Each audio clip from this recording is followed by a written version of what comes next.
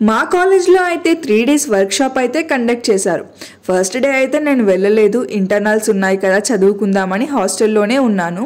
అయితే ఇంటర్నల్స్ అయితే post phone చేశారు. సెకండ్ డే కూడా నేను రానంటే మా ఫ్రెండ్ మాత్రం పట్టుబట్టి ఇంకా నన్ను అయితే కాలేజ్కి తీసుకెళ్లారు.